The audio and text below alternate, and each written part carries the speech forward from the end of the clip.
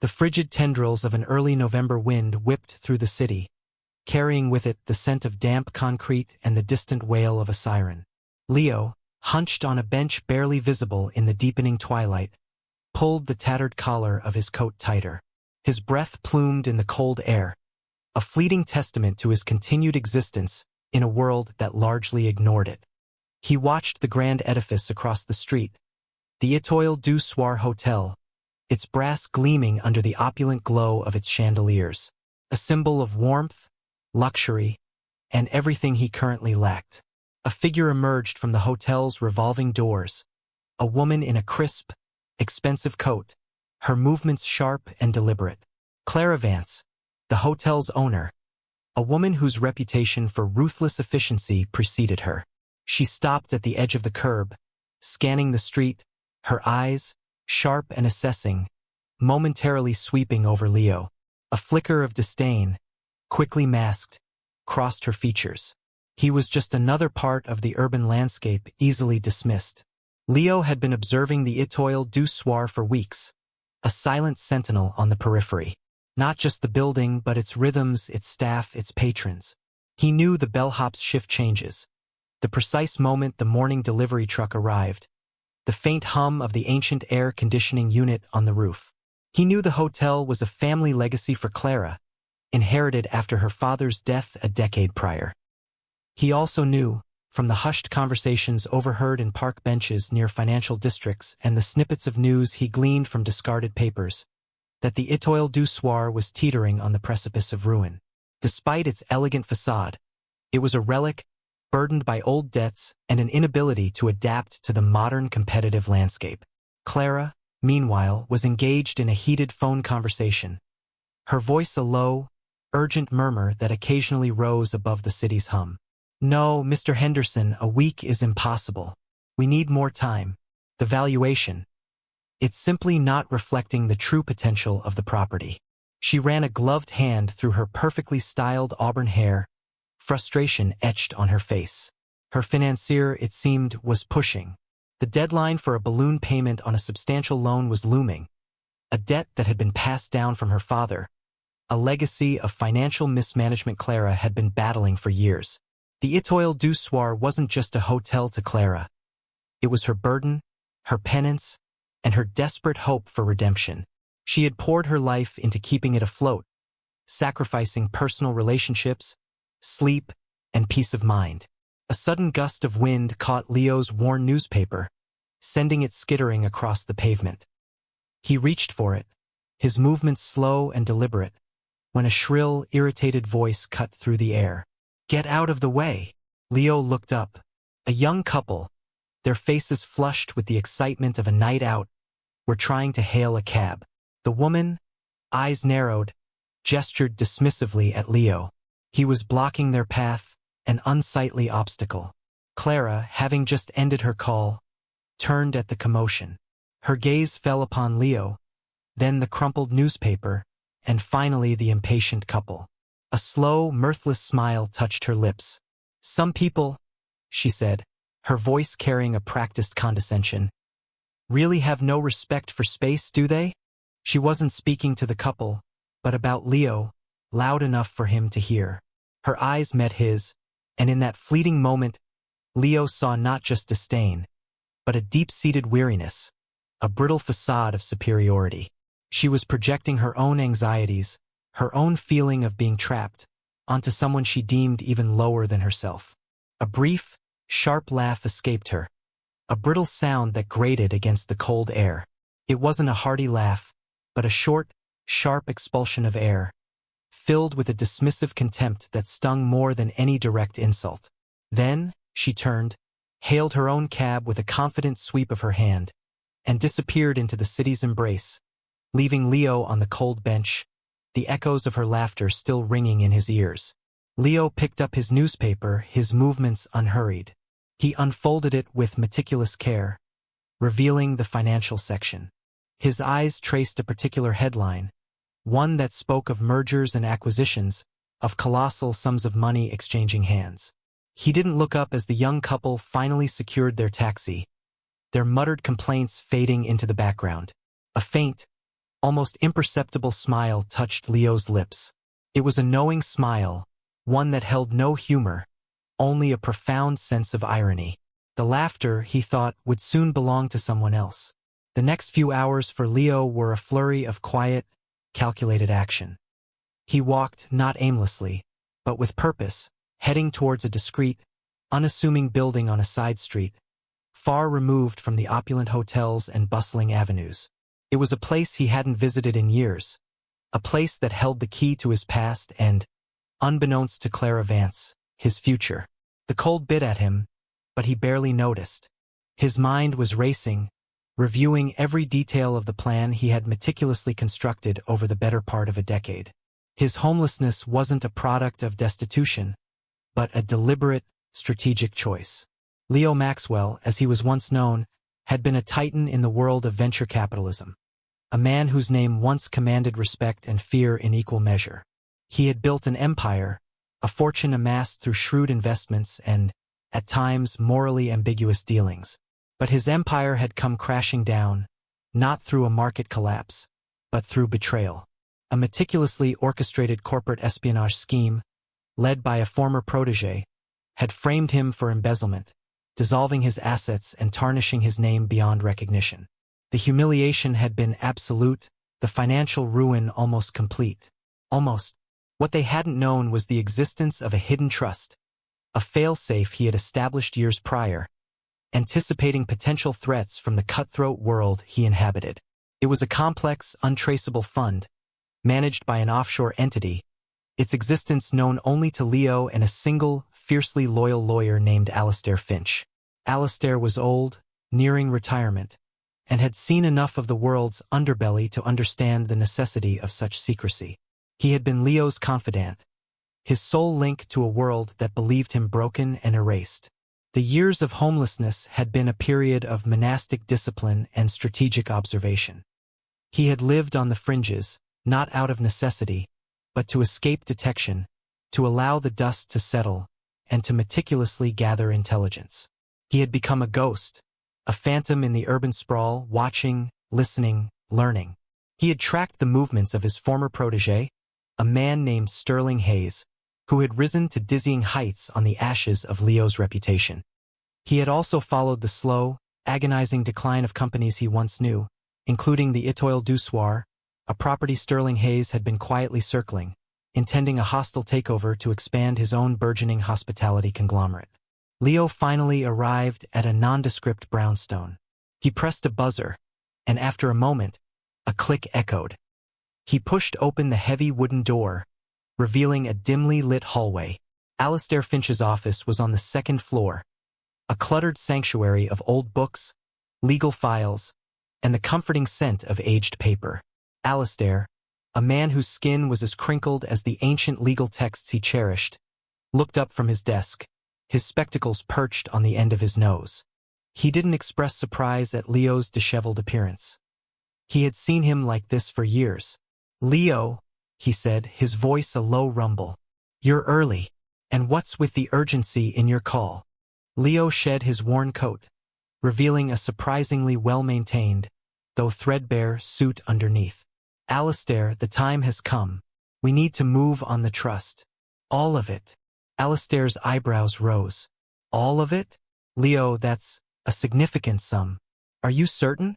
This is the point of no return. Once you access it, your existence, your true identity will be undeniable. Hayes will know." "I'm certain," Leo said, his voice calm, resolute. "He's making his move on the Étoile du Soir. I can't allow that. Not after everything." Alistair nodded slowly. He knew the significance of the Étoile du Soir. It wasn't just a hotel. It was the last significant independent property in a prime downtown location, a target Sterling Hayes had been eyeing to complete his monopoly. Leo had an almost obsessive desire to thwart Hayes, to dismantle the empire built on his betrayal. He had planned to do it piece by piece, but Hayes's accelerated interest in the Étoile du Soir had forced Leo's hand. "Very well," Alistair said, pushing a stack of papers towards Leo. "The transfer will be complex. It will involve multiple shell corporations, a series of rapid-fire transactions across different continents. It's designed to be quick, clean, and leave the least possible trace for any immediate investigation. But it will take hours, Leo. Hours of precise timing and execution. I understand, Leo said, pulling up a chair. Let's begin. The hours that followed were a blur of financial machinations. Alistair, with the practiced dexterity of a master puppeteer, initiated a cascade of transactions. Funds moved from offshore accounts, through various legitimate but opaque holding companies, before consolidating into a single, massive sum in a newly established domestic account under a discrete corporate name. Leo watched, a silent observer, occasionally interjecting with a precise instruction. His mind, despite the years of deprivation, still sharp and keenly analytical. This wasn't just about money.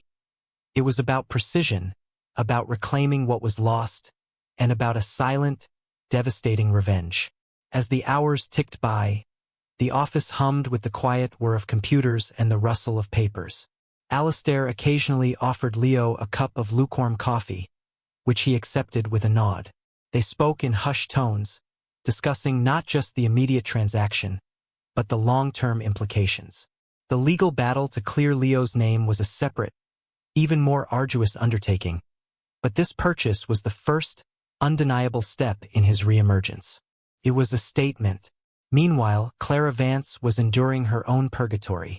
Back at the Étoile du Soir, the weight of the hotel's impending doom pressed down on her.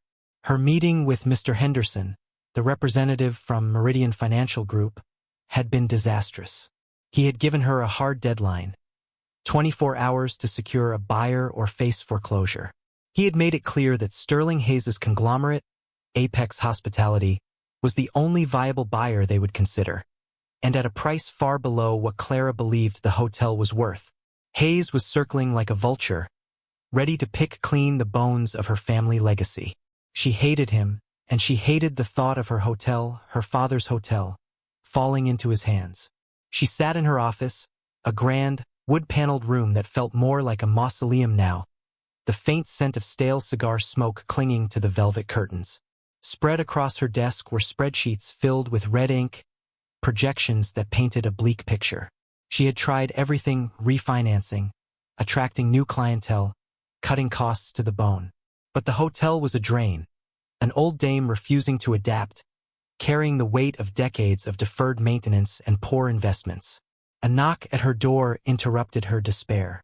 It was Mr. Davies, the hotel's ancient, perpetually flustered accountant. "Ms. Vance," he stammered, his eyes wide with a mixture of disbelief and panic. There's an offer, a full cash offer, for the hotel, and it's staggering." Clara looked up, her brow furrowed. "An offer? Davies, don't be absurd. Apex isn't moving this quickly, and they certainly wouldn't offer anything staggering. They want a fire sale." "No, Ms. Vance. Not Apex. A new entity. A holding company. Orion Holdings, LLC. And they're offering almost double what Apex was contemplating. And it's a direct, unconditional cash offer. They want to close by midnight tonight." Davies pushed a thick sheaf of papers across her desk, his hands trembling slightly. Clara snatched the papers, her eyes scanning the figures. Her breath hitched. The number was indeed staggering. It wasn't just enough to cover the looming debt. It was enough to clear her personal liabilities, to give her a fresh start. It felt surreal, a lifeline thrown at the last possible second. But who was Orion Holdings, LLC? And why such an aggressive offer? It was almost too good to be true. A cold knot of suspicion formed in her stomach. "Who is behind this, Davies?" she demanded, her voice sharp. "This is unprecedented. There has to be a catch." Davies wrung his hands. "Their lawyers are extremely discreet. They've only communicated through a Mr. Alistair Finch. He insists on absolute confidentiality until the deal is finalized. They want to close this evening, citing a unique opportunity and a desire to avoid a bidding war." Clara's mind raced. A unique opportunity? Was someone trying to preempt Apex? It made a strange kind of sense. The hotel, despite its issues, was prime real estate. Perhaps a rival of Sterling Hayes was making a strategic move. She thought of Henderson of Meridian Financial's imminent foreclosure. She had no choice. She couldn't refuse this. It was her only way out. "Contact Finch," she instructed, her voice regaining its composure. "Tell him we accept. Prepare the documents. We close tonight." As Clara began the frantic process of preparing for the sale, Leo and Alistair were putting the finishing touches on their own preparations. The funds were fully consolidated, ready for the immediate transfer.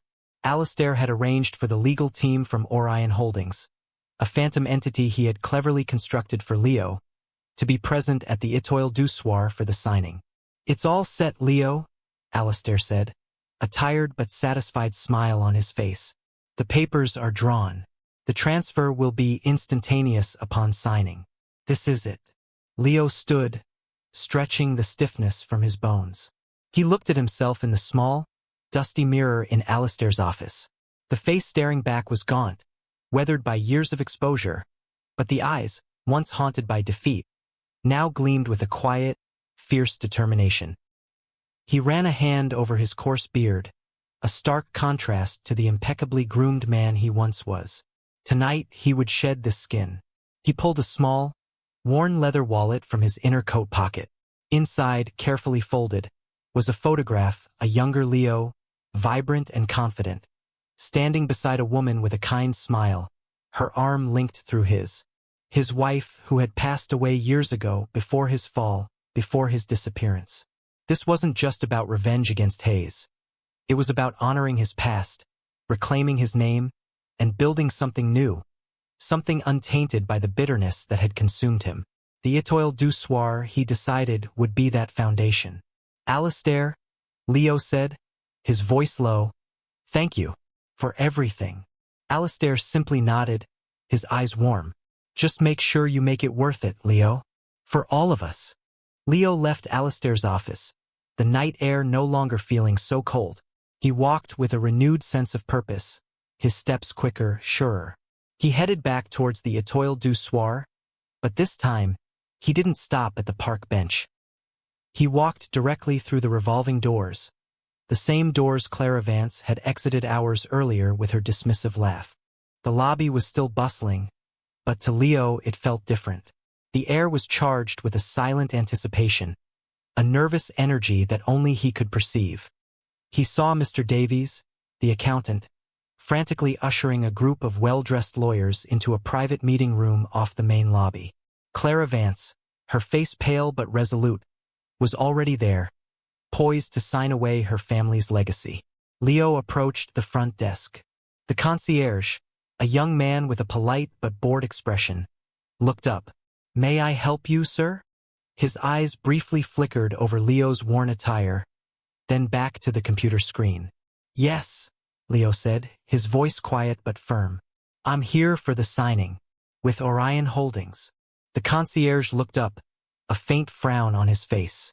"Sir, the signing is a private matter. And well, I don't see your name on the guest list for this evening. Are you sure you're in the right place?" His tone was courteous, but laced with an undeniable undercurrent of suspicion. He thought Leo was an opportunist, perhaps a curious vagrant. Just then, Alistair Finch emerged from the meeting room, spotting Leo. His eyes lit up with a subtle, knowing warmth. "Ah, there you are, Mr. Vance," Alistair said, using the alias they had agreed upon for the initial reveal. He approached Leo, extending a hand. "Right on time." The concierge's eyes widened slightly. "Mr. Vance? I apologize, sir. I didn't realize." He stammered, clearly flustered. Leo simply nodded, a faint, enigmatic smile playing on his lips. He followed Alistair into the private meeting room, the heavy mahogany door closing behind them, shutting out the murmuring lobby. The room was opulent, though slightly dated, with dark wood panels and heavy velvet curtains. At a large, polished table sat Clara Vance, flanked by Mr. Davies and her own legal team. Her face was tense, her eyes darting between the thick legal documents spread before her. Across from them sat a team of lawyers, crisp and formal, representing Orion Holdings. They were all silent, waiting, Clara looked up as Leo entered, her eyes narrowing in confusion. Her gaze swept over his unkempt hair, his scruffy beard, his surprisingly clean but clearly old suit. He was the man from the park bench, the homeless man. Her mind struggled to reconcile his presence here. Had he somehow slipped past security? Was he an imposter here to cause trouble? Alistair, sensing the tension, stepped forward. "Ms. Vance," he said, his voice calm and professional. "May I introduce Mr. Leo Vance, the principal of Orion Holdings LLC." Clara's eyes snapped to Leo, then back to Alistair, then to Leo again. The name Leo Vance meant nothing to her, but the sight of the disheveled man standing before her, identified as the buyer of her hotel, made her stomach clench. A flicker of disbelief, then a rising tide of indignation, washed over her face. This is a joke, isn't it?" she said, her voice sharp, trembling slightly. She looked at Alistair, then at her own lawyers. "What is the meaning of this? Is this some kind of sick prank?" Alistair maintained his composure. "Ms. Vance, I assure you, this is no joke. Mr. Vance is indeed the owner and principal of Orion Holdings LLC, the entity that has offered to purchase the Étoile du Soir." Clara stared at Leo, her face a mask of incredulity. Her memory flashed back to the dismissive laugh she had let out just hours ago, the casual cruelty of her words. And now this man, this homeless man, was here to buy her family's hotel. Felt like a surreal nightmare. "You!" she exclaimed, pointing a trembling finger at Leo. You were sitting on the park bench outside, this afternoon. You were..." Her voice trailed off, the implication clear. Leo met her gaze, his expression unreadable.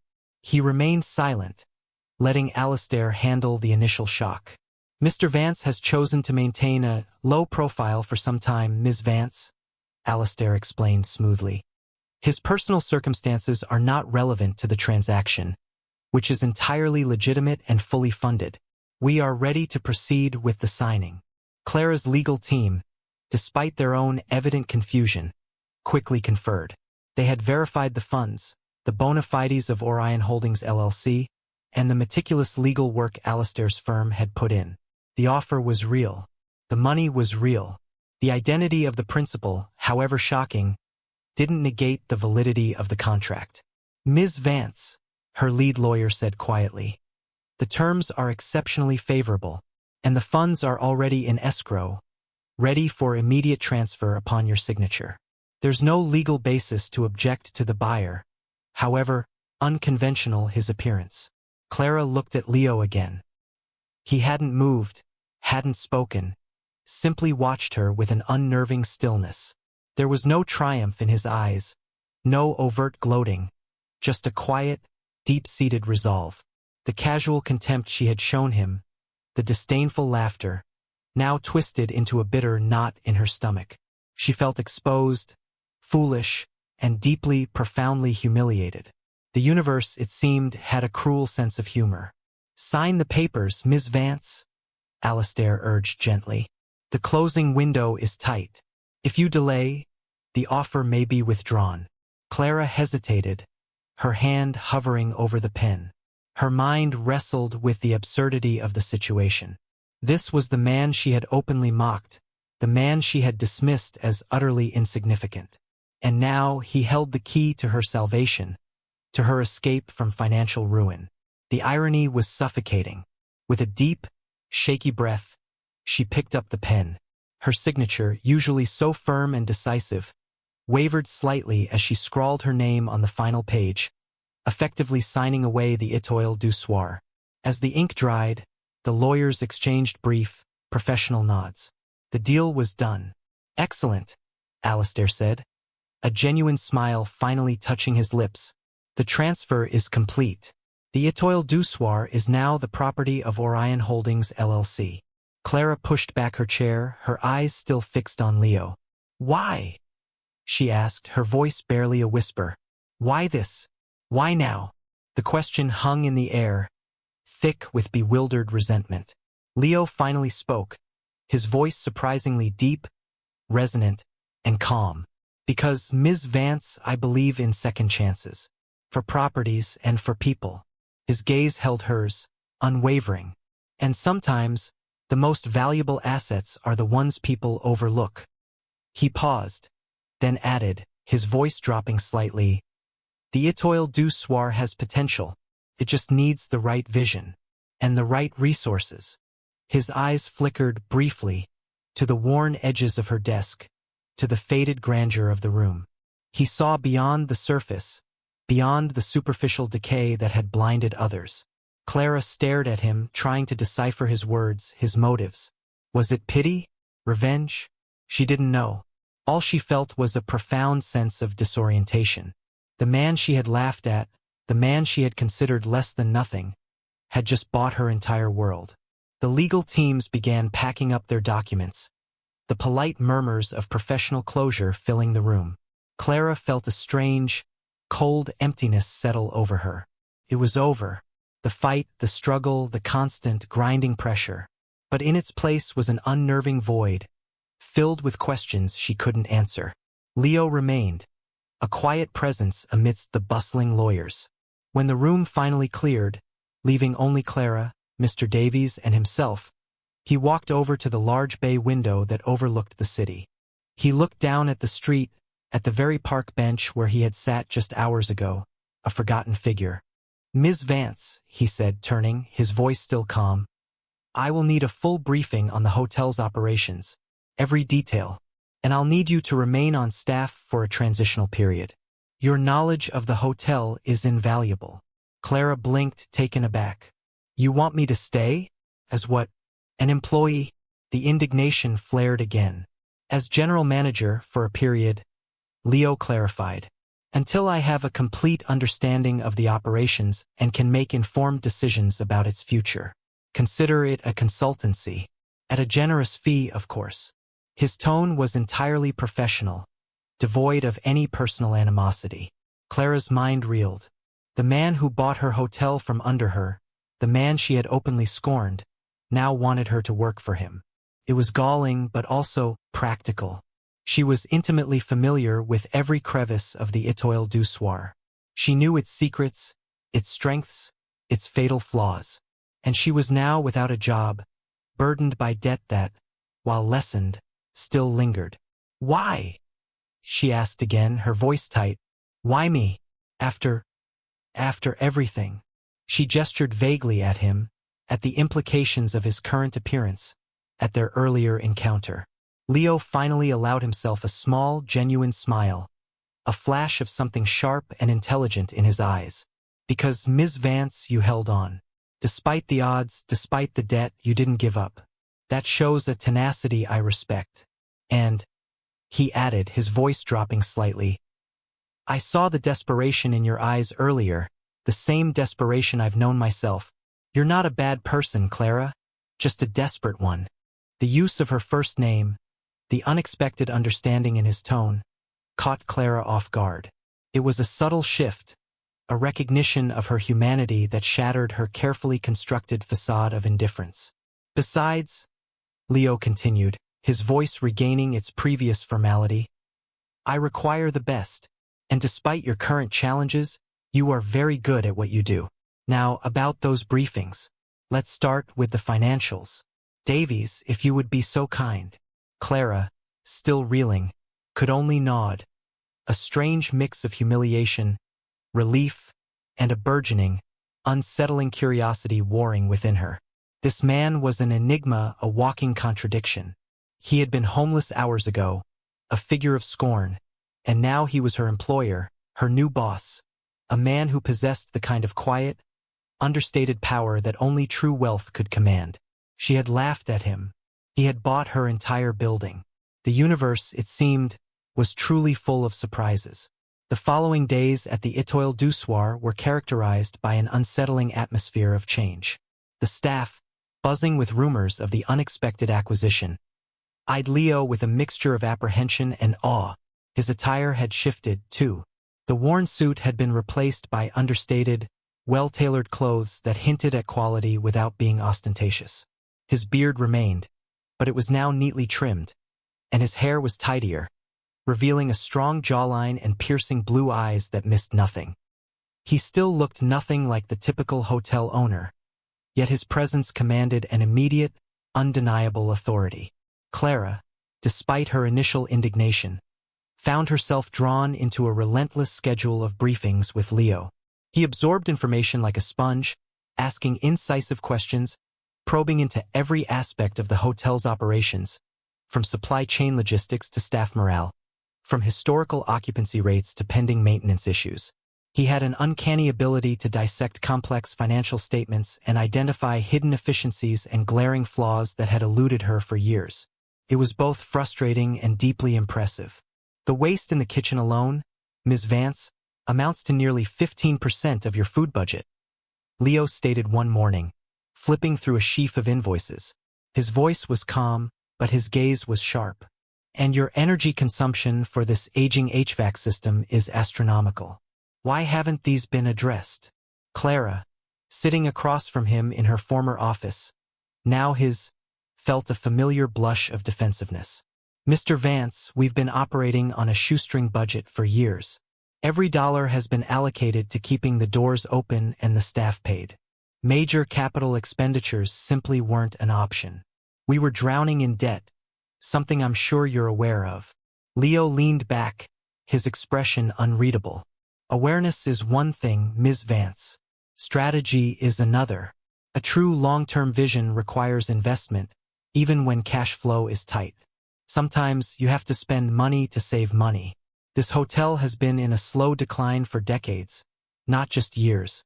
Your father, bless his soul, was a visionary, but a poor financial manager. He loved the idea of the Étoile du Soir more than the realities of its ledger. Clara flinched. The blunt assessment of her father's shortcomings, though true, stung. She had spent her entire adult life trying to fix his mistakes, to mend the fractured legacy he'd left behind. And what is your vision, Mr. Vance? She challenged, her voice tight. What do you see in this money pit? Leo paused, his gaze sweeping around the grand but tired office. Potential, Ms. Vance. Significant, untapped potential. This hotel holds a unique position in the city's history. It has bones, a soul that newer, sterile hotels can only dream of. But it needs an overhaul, a rebirth. He looked at her, his eyes intense. And that requires radical change. Change you were unwilling or unable to make. His words, though harsh, resonated with an undeniable truth. She had been unable to make those changes, paralyzed by fear of debt, by loyalty to outdated traditions, by a sheer lack of capital. She was a caretaker, not a visionary. Over the next few weeks, Leo began to implement changes with astonishing speed and precision. He brought in a team of consultants, engineers, interior designers, branding experts, all of whom operated with a quiet efficiency that spoke of deep professional networks. He commissioned a full structural survey, began negotiations with new, more efficient suppliers, and even initiated discreet conversations about acquiring adjacent properties. He was not merely buying a hotel. He was building an empire, brick by painstaking brick, right there in the heart of the city. Clara watched, fascinated and unnerved. She still didn't understand how he had acquired such immense wealth. His past remained a carefully guarded secret, hinted at only by Alistair Finch's vague pronouncements and Leo's own occasional, cryptic remarks. There was a story there, a significant one, and it felt like a heavy, unseen weight in the room whenever Leo was present. One afternoon, as they reviewed renovation blueprints, Clara finally couldn't hold back. Mr. Vance, she began, her voice tentative. Forgive my directness, but what exactly is your background? You clearly have an exceptional understanding of business, of finance. Yet, when we first met, she gestured vaguely. Leo looked up from the blueprints, his eyes unblinking. My background, Ms. Vance, is varied. I've been involved in many ventures, some successful, some less so. Let's just say I've learned a great deal about the cyclical nature of fortunes and the importance of resilience. His tone was polite but firm, clearly demarcating the boundary of his personal life. Clara, however, pressed on, driven by a nagging sense of unease. And your name? Leo Vance. It's unusual, considering the circumstances of the acquisition. She was fishing, hoping to catch a thread of the truth. A faint, almost imperceptible shift crossed Leo's face. My legal name is Leo Vance, he said slowly, his voice dropping to a near whisper. It is the name I chose to use for this new chapter. My full name, the one I bore before my previous life ended, is not relevant to our present business. Let's focus on the hotel, Ms. Vance. The finality in his tone left no room for further questions. Clara was left with an even greater sense of mystery. His previous life ended? What did that mean? Was he in witness protection? Had he feigned his own death? The suspense around Leo's past began to gnaw at her. She realized that while he had bought her hotel, he had also, in a way, bought her curiosity, tying her to his enigmatic new beginning. Days turned into weeks. The pace of work at the Étoile du Soir became frenetic. Leo, despite his quiet demeanor, drove the project with an unwavering intensity. He was often the first to arrive, and the last to leave, poring over documents, meeting with contractors, and occasionally, surprisingly, even joining the staff for coffee in the break room, listening intently to their concerns and suggestions. He had an uncanny ability to connect with people, despite his earlier, almost reclusive existence. Clara found herself strangely invigorated by the new dynamic. The constant struggle of keeping the hotel afloat had been replaced by the challenge of transforming it. She still resented Leo's brusqueness, his dismissive way of pointing out her past failures, but she couldn't deny his brilliance. He was a strategic mastermind, a financial wizard, and she was learning more in a month than she had in a decade. One chilly evening, weeks after the acquisition, Clara was leaving the hotel late. As she exited, she saw Leo standing on the sidewalk, not hailing a cab, but simply looking up at the Étoile du Soir, a complex expression on his face. He seemed lost in thought, his usual composed demeanor slightly fractured. "Mr. Vance?" she ventured, her voice soft. He turned, a faint surprise in his eyes. "Ms. Vance. Working late. Just finishing up. You too, it seems." She paused, then, on impulse, said, "It's quite a transformation, isn't it? Hard to believe how far we've come in such a short time." Leo looked back at the hotel, his eyes tracing the outlines of its illuminated facade. "It is," he agreed, his voice thoughtful. "But the real transformation is yet to begin. This is merely the foundation." Clara hesitated, then took a step closer. "I still don't understand, Mr. Vance. Why this hotel? Why now? And why me?"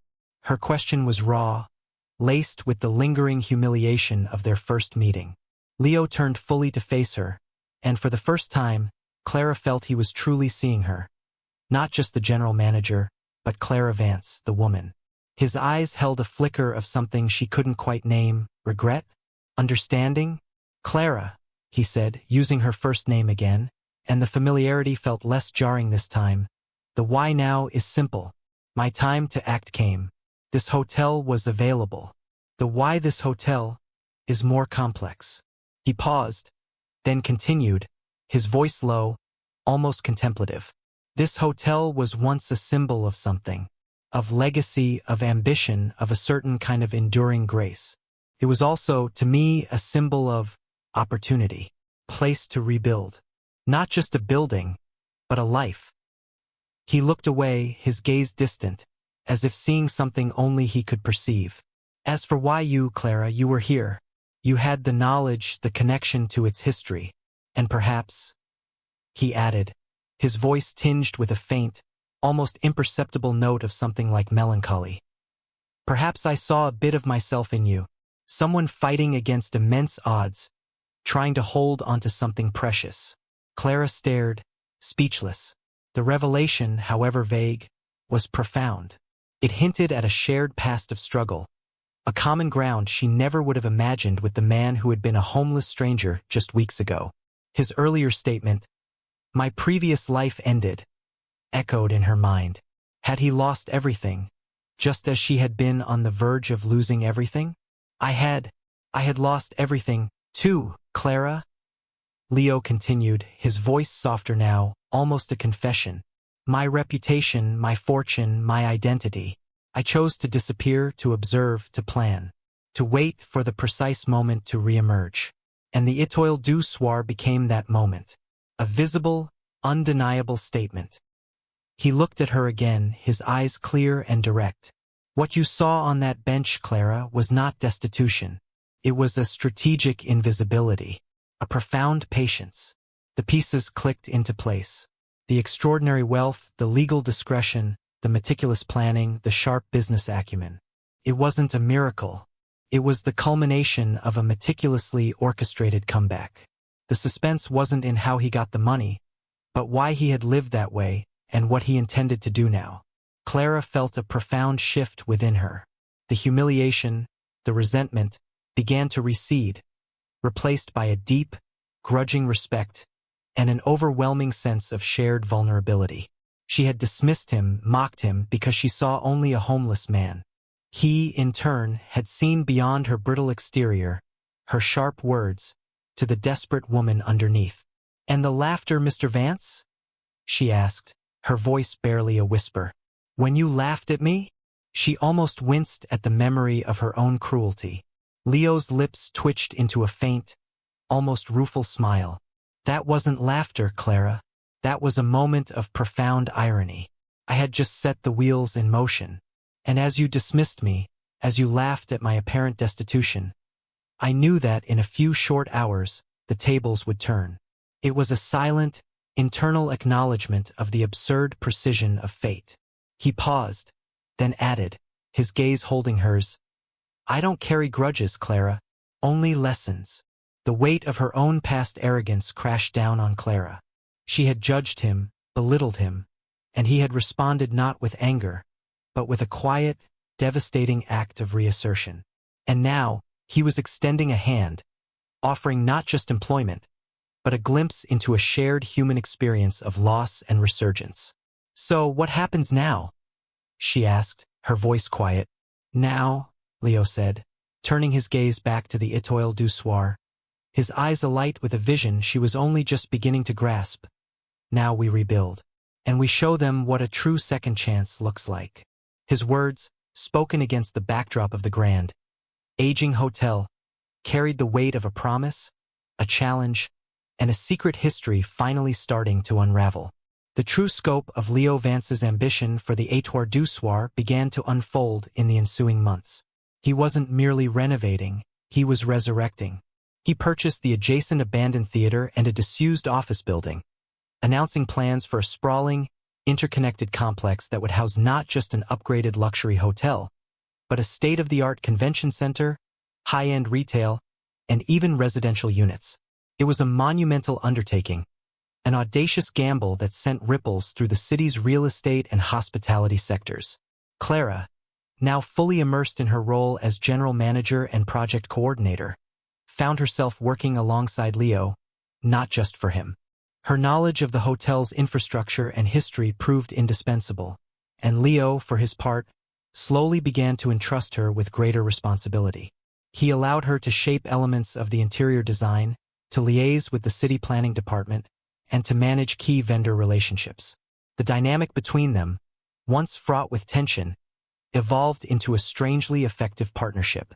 She saw his brilliance, and he, in turn, recognized her quiet strength and unwavering dedication. Yet, despite the professional camaraderie, the mystery of Leo's past continued to linger, a persistent shadow at the edges of their collaboration. He remained guarded, deflecting personal questions with practiced ease. Clara knew the name Leo Vance was an alias, a carefully chosen pseudonym, and the implications of such secrecy were unsettling. She heard whispers in the financial circles she still frequented, rumors of an old corporate scandal, of a powerful, enigmatic figure who had disappeared from the public eye years ago, leaving behind a trail of speculation and unanswered questions. She suspected Leo was that man, but she had no proof, and he offered no confessions. The most visible change in Leo was his slow but steady physical transformation.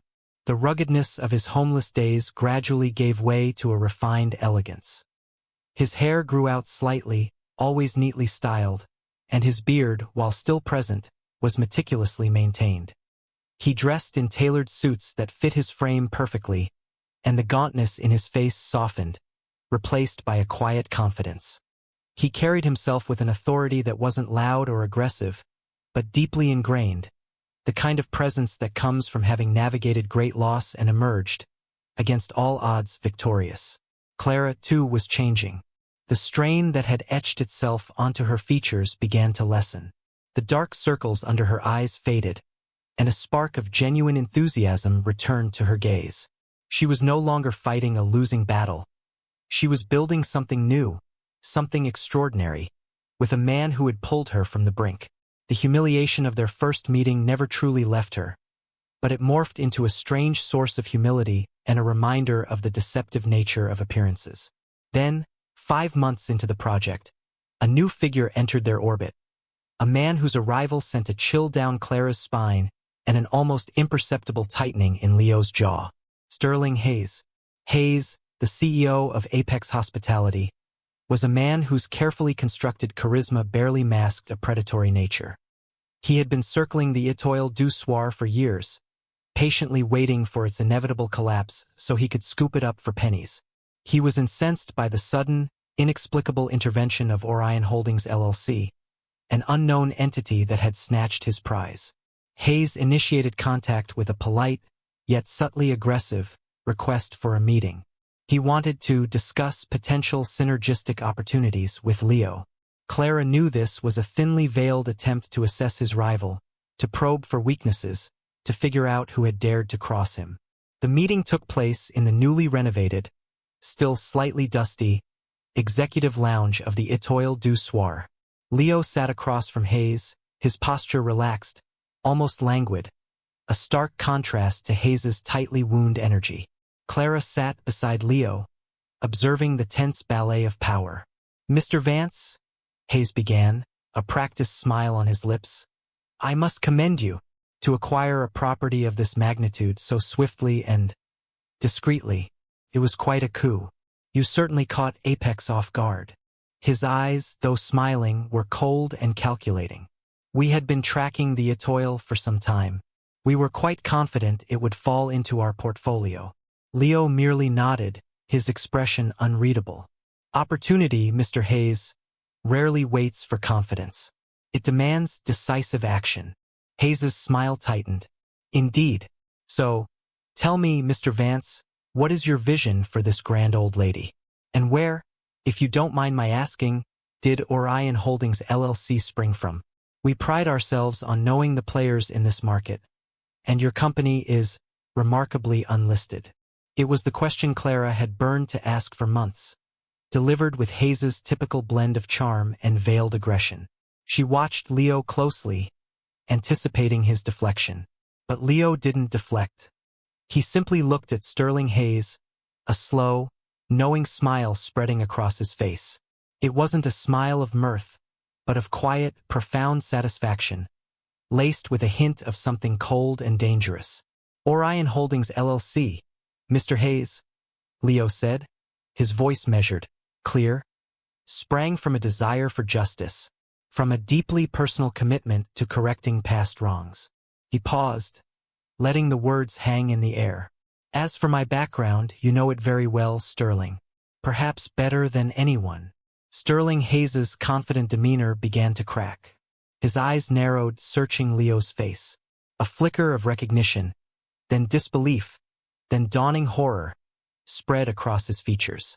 His face drained of color, leaving his skin sickly pale. "Maxwell," Hayes choked out, his voice a disbelieving whisper. "Leo Maxwell? But that's impossible. You're dead. You vanished. You were disgraced, ruined." The carefully constructed facade of the powerful CEO crumbled, revealing raw fear. Clara gasped, a sharp intake of breath. Leo Maxwell. The name resonated with whispers from years ago.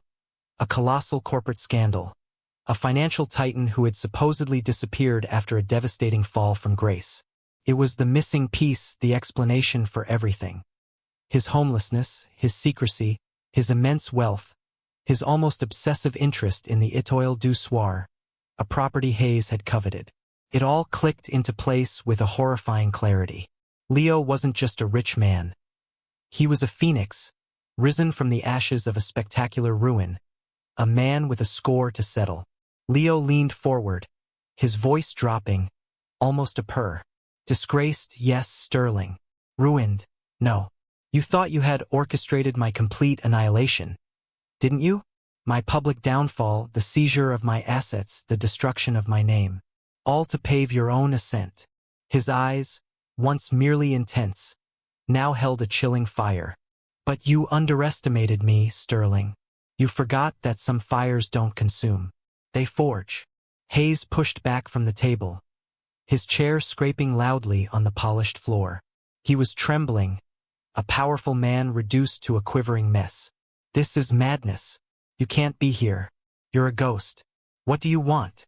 What do I want? Leo repeated, a genuine, mirthless laugh finally escaping him.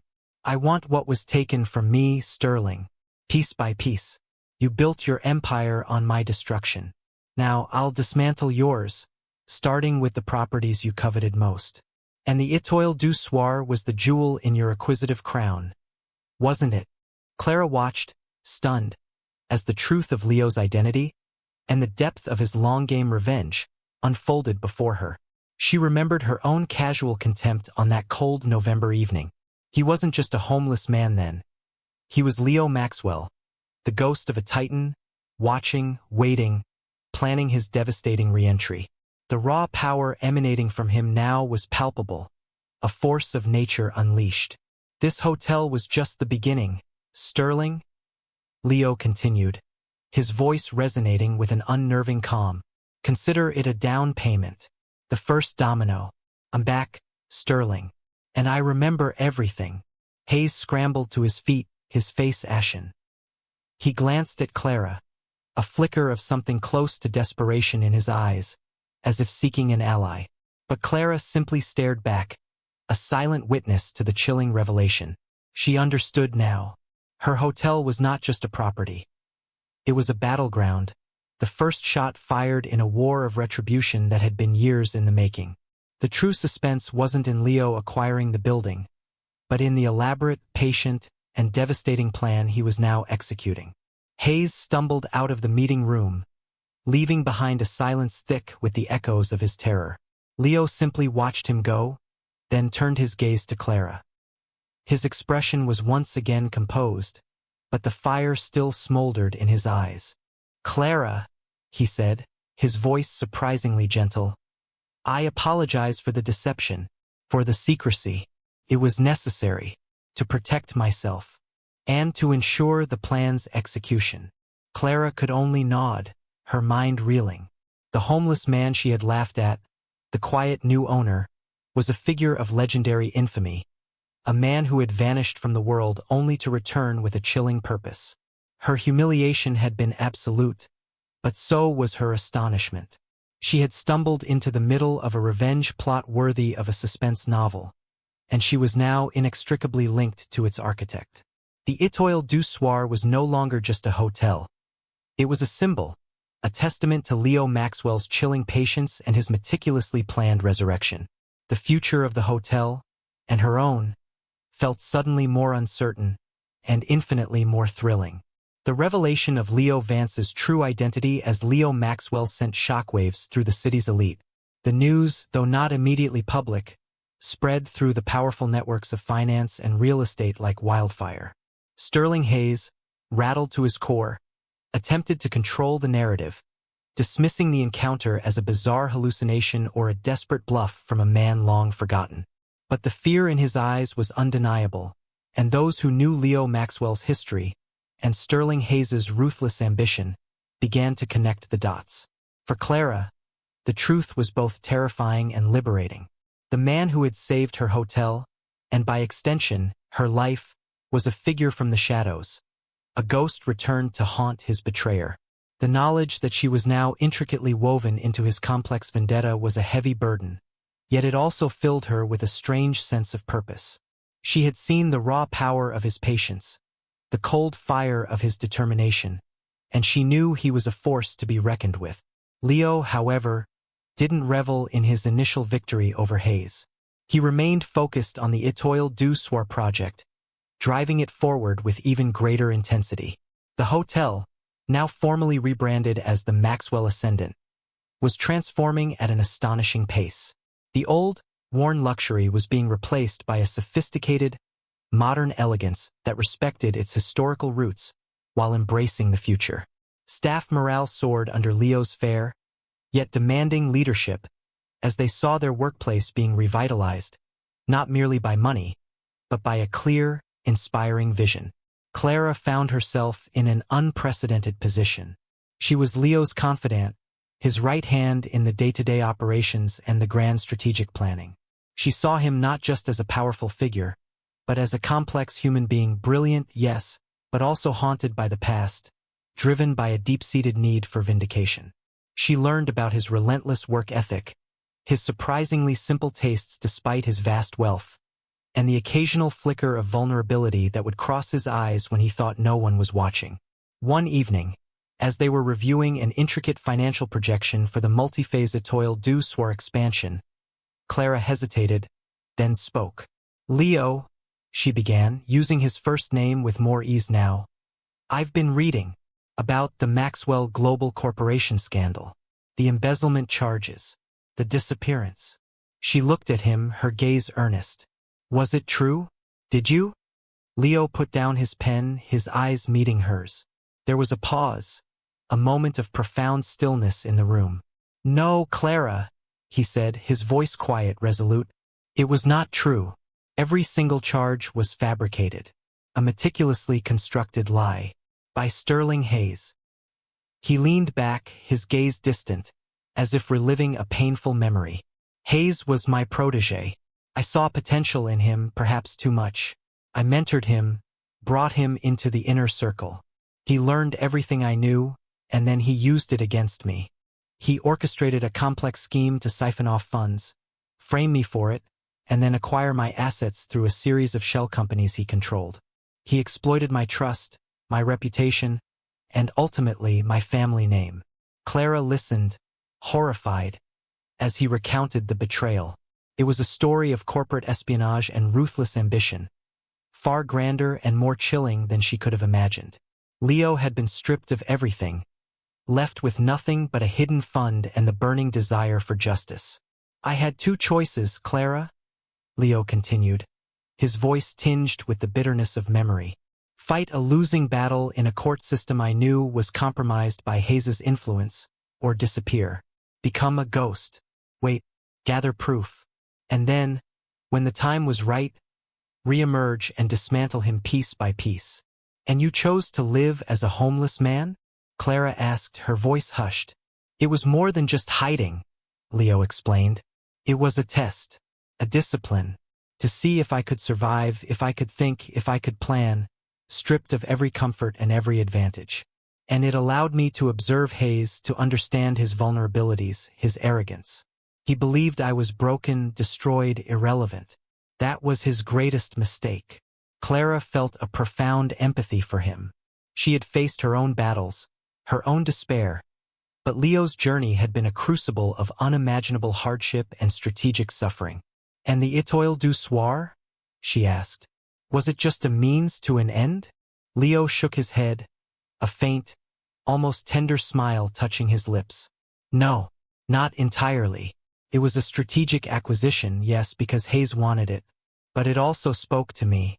Its history, its potential, its quiet dignity despite its decay. It reminded me of what I wanted to rebuild, something enduring, something beautiful, something from the ashes. It became a symbol of my own rebirth. And you, Clara," he added, his gaze softening, "you were part of that. Your struggle mirrored my own in a different scale. I saw your fight, your dedication, even when you thought no one was looking. The weight of their shared experiences, of two very different falls from grace and their unlikely convergence, hung in the air." Clara understood now. The hotel was not just a transaction. It was a monument to a meticulous, years-long plan, a testament to a man who had been pushed to the brink and had returned, silently, to reclaim his life. The next few months saw an escalation of the conflict with Hayes. Leo, through a series of shrewd maneuvers and anonymous leaks of damaging information, began to chip away at Hayes's empire. Apex Hospitality faced unexpected regulatory investigations. Their stock began to falter, and key investors started to quietly pull out. Leo was a master of corporate warfare, striking with precision, using the very tactics Hayes had employed against him, but with a deeper understanding of the system and a relentless patience. The climax of Leo's plan unfolded with a hostile takeover bid for Apex Hospitality itself. It was a move so audacious, so public, that it stunned the financial world. Leo, revealing himself fully through a series of carefully orchestrated press releases and a rare, carefully worded interview, announced his intention to acquire Apex and dismantle its most predatory practices. He presented irrefutable evidence of Hayes's past unethical dealings, including irrefutable proof of his own framing, meticulously gathered over his years of invisibility. The market reacted violently. Apex's stock plummeted as investors panicked. Hayes, cornered and exposed, fought back with desperate ferocity, but Leo had anticipated his every move. He had spent years studying Hayes, learning his weaknesses, anticipating his counterattacks. The public revelations, backed by damning evidence, painted Hayes as the ruthless, corrupt figure Leo had always known him to be. The final confrontation occurred in a highly publicized courtroom, not for the corporate takeover, but for the long-delayed legal battle to clear Leo Maxwell's name. Hayes, facing mounting pressure from regulatory bodies and his own collapsing empire, was forced to testify. Under relentless cross-examination from Leo's now resurgent legal team, led by a surprisingly vigorous Alistair Finch, Hayes's lies unraveled. The evidence was overwhelming, irrefutable. Clara sat in the courtroom, a silent observer in the public gallery, watching Leo Maxwell, no longer the homeless man, no longer the enigmatic new owner, but a man fully reclaimed, meticulously articulate, calm, and utterly devastating in his presentation of the truth. When the verdict came down, Leo Maxwell fully exonerated, his name cleared, and Sterling Hayes indicted for fraud and corporate espionage. A quiet wave of relief and vindication washed over her. Outside the courthouse, amidst a frenzy of reporters, Leo stood, a composed figure finally stepping into the full light of public scrutiny. He didn't gloat, didn't deliver a fiery speech. He simply stated with quiet dignity, "Justice has been served. My focus now is on rebuilding, creating, and contributing positively to this city. The past is behind me. The future is ahead." He looked directly at one of the cameras, his eyes holding a profound stillness. "And sometimes," he added, his voice carrying clearly above the din, "the most profound journeys begin where you least expect them, and the greatest truths are often hidden in plain sight." Clara, watching from a distance, knew he wasn't just speaking to the cameras. He was speaking to her. In the aftermath, Sterling Hayes's empire crumbled entirely. Apex Hospitality was acquired, then systematically restructured and divested, with its most valuable assets either sold off or, in some cases, surprisingly integrated into Leo's growing portfolio but under a new ethical framework. Leo Maxwell, once a pariah, was now hailed as a visionary, a symbol of resilience and redemption. The Maxwell Ascendant, the Étoile du Soir's phoenix form, opened its doors to critical acclaim. It was more than a hotel. It was a landmark, a testament to Leo's vision and Clara's dedicated execution. Clara, now a respected and highly sought-after general manager, was offered significant equity in the new venture. She accepted, not just for the financial security, but for the profound satisfaction of having been part of something truly transformative. Leo, no longer hiding, but still preferring a degree of privacy, retreated somewhat from the public once his mission was complete. He remained at the helm of his various ventures, guiding them with his characteristic blend of quiet wisdom and strategic brilliance. 1 year after the Étoile du Soir's grand reopening, Clara found Leo on the hotel's newly landscaped rooftop garden, overlooking the bustling city. He was looking at the original building, the part that had been the struggling Étoile du Soir, now beautifully restored and seamlessly integrated into the sprawling complex. "It's magnificent, Leo," Clara said, joining him. Truly magnificent. A testament to your vision.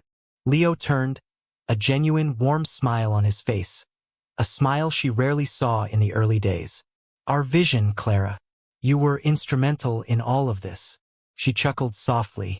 I remember a time when you dismissed my family's legacy as a money pit. Leo laughed, a deep, rich sound that was a world away from the short, dismissive burst she'd heard a year ago. And I remember a time when you laughed at me, Clara. Assumptions are dangerous, aren't they? Clara felt a warmth spread through her. The sting of that memory was gone, replaced by a profound understanding. They are, she agreed. Thank you, Leo, for everything, for trusting me, for showing me that even when you think all is lost, there's always a chance for a new beginning.